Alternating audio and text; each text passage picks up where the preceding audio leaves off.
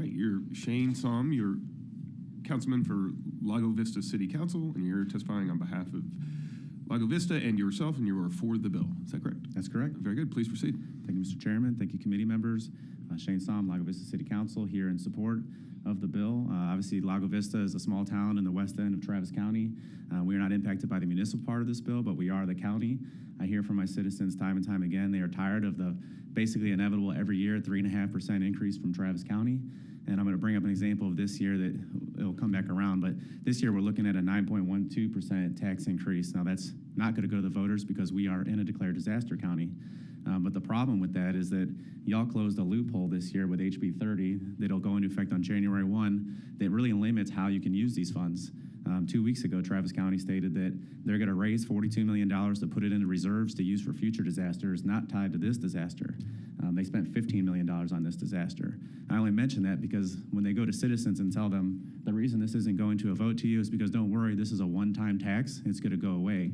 But what they're forgetting to tell citizens is only the disaster part is going away. The 3.5% is permanent. So for the average homestead in Travis County, it's going to be a $200 increase. Only 70 of that is the disaster. The rest of that is a permanent tax, and that's something that Travis County thinks so little of. They don't even care to tell the citizens that this is a forever part of your tax. So I view this bill as giving our citizens a bigger voice, an opportunity to play a role in this process.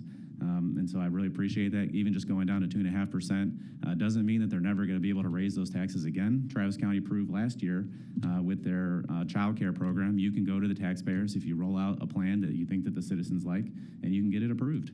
And so I think that's all this bill is doing, and I really appreciate that. And it's really the best way that we can help our citizens have a bigger voice in the process and lower their taxes in counties like Travis County, where Lago Vista, we see very little of these services that Travis County provides. The tax goes up every year, but the services don't. So I thank y'all, and I hope you support it.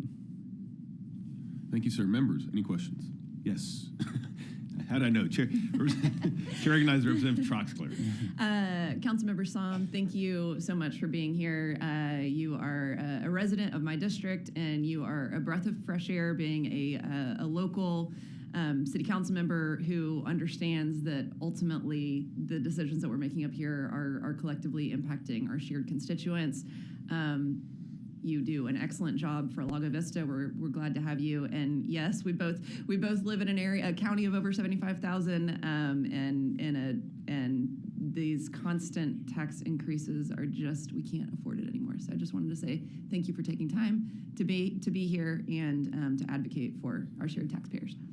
Thank you. And I mentioned I was a staffer here for 10 years. So you guys the state, and Texas is still one of the fastest growing states in the country. So thank you. Absolutely. Thank you, sir. Members, any other questions? All right. Thank you, sir.